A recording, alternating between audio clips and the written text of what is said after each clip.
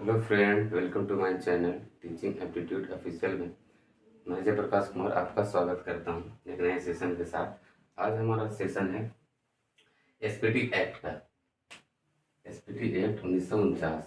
पिछली वीडियो में हमने देखा था सीएनटी एक्ट 1908।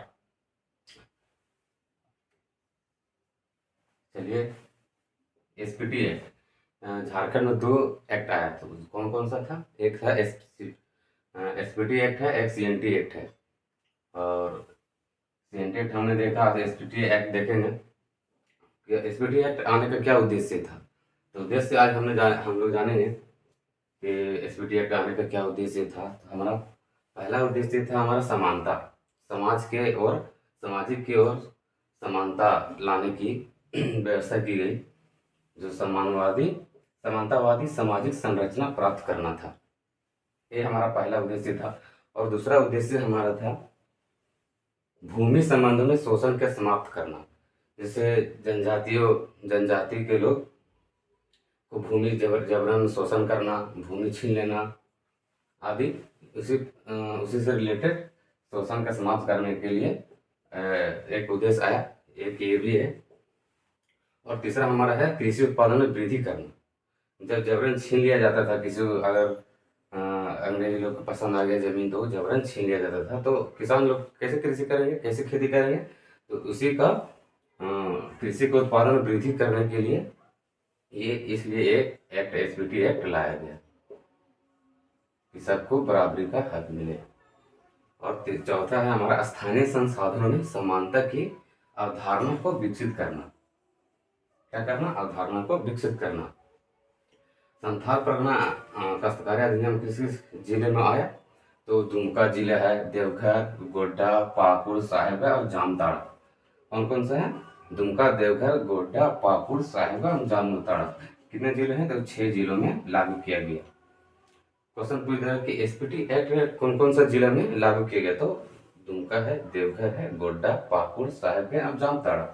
कितने जिले में है? तो 6 जिलों में है। कितने जिले में? 6 जिले में। पहला हमारा रैयती कानून आया। पहली रैयती कानून कब आया? तो 1872 में। उसे Santhal Pargana settlement regulation act के नाम से भी जाना जाता है। क्या जाना जाता है? Santhal Pargana settlement regulation act के नाम से भी जाना जाता है। और इसके लिए एसपीटी एक्ट में धारा कितना हमारा है? 72 है। और अध्याय कितने हमारे हैं? 9 है। तो इम्पोर्टेंट कुछ धाराएं लाए हैं जो जीपीएससी में पूछे जाने वाले क्वेश्चन हैं, जो हमेशा पूछते आए हैं। प्रीवियस ईयर क्वेश्चन से लाए हैं कुछ कुछ नए धाराएं। तो हमारा पहला धारा है वो 14 नंबर धारा में क्या बोला गया है? तो रैयत को बेदखल नहीं किया जाएगा। क्या क्या गया है? रैयत को बेदखल नहीं किया गया। रैयत मतलब होता है किसान, जो हमेशा पूर्वजों से खेती करते आए हैं, उसको बेदखल नहीं किया जाएगा। अध्याय नहीं, धारा कितना में है? वो 14 में है। अगला धारा हमारा है 20। जिस धारा में क्या किया गया? रैयत के अधिकार को स्थानांतरण या ट्रांसफर नहीं किया जाएगा। रैयत के अधिकार को ट्रांसफर या स्थानांतरण नहीं किया जाएगा। धारा कितना में है? वो 20 में है।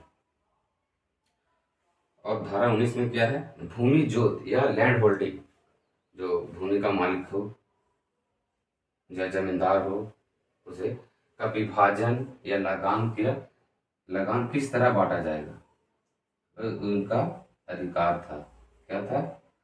लगान बांटने का। जो ज़्यादा इसका जमीन है, समझिए कि वो वहाँ का मालिक हो गया, जमींदार हो गया, कहलाने लगा, तो उन्हीं से रिलेटेड क्वेश्चन पूछा गया है। धारा 22 में न्याय के द्वारा कृषि हेतु अस्थायी रूप से अपनी जमीन देना जाना चाहिए।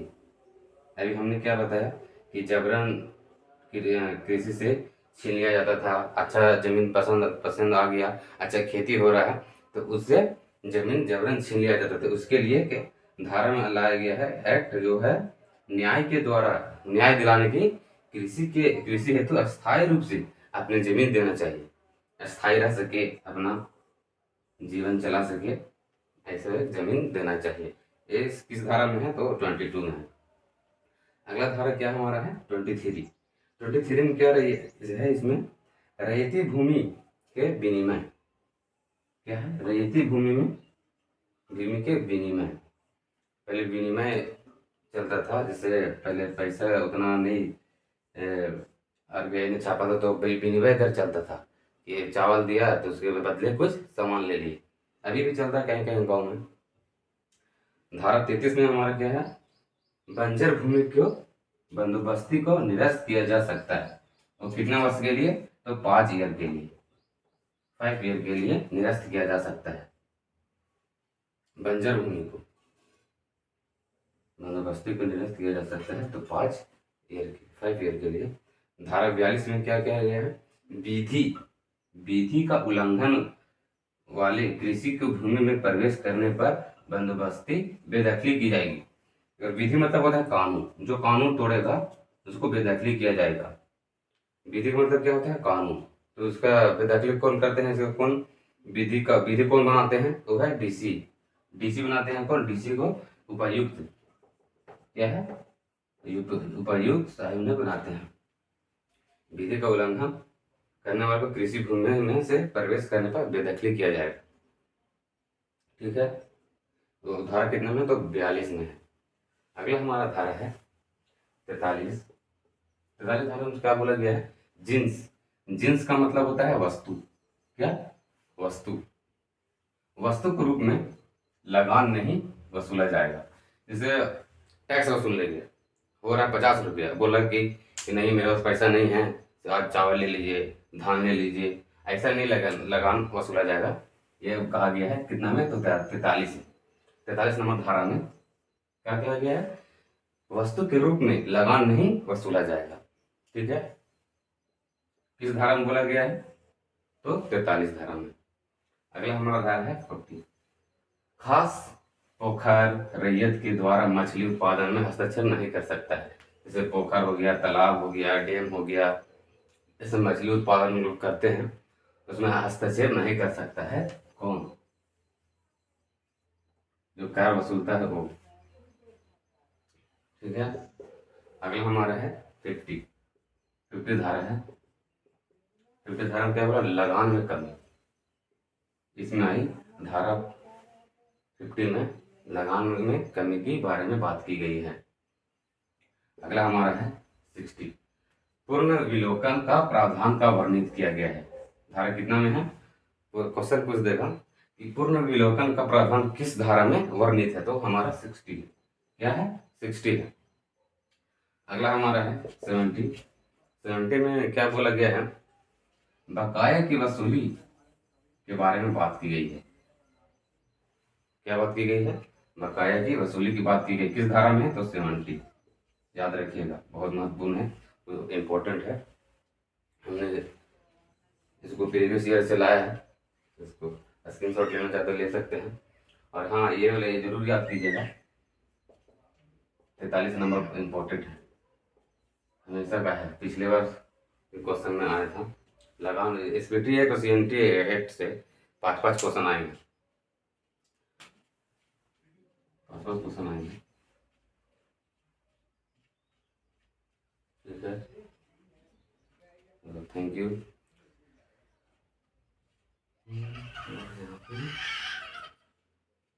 कल से हम लोग नया चैप्टर देखेंगे, सीएनटी एक्ट और एसपीटी एक्ट खत्म हो गया। और इसके पिछली वीडियो अगर देखना चाहते हैं ट्रिक के लिए, धारा और अध्याय के याद करने के लिए नया ट्रिक बताए हैं, पिछली वीडियो में देख सकते हैं आप। पिछली वीडियो देखकर तो ज़्यादा समझ में आएगा आपको। दोस्तों थैंक यू।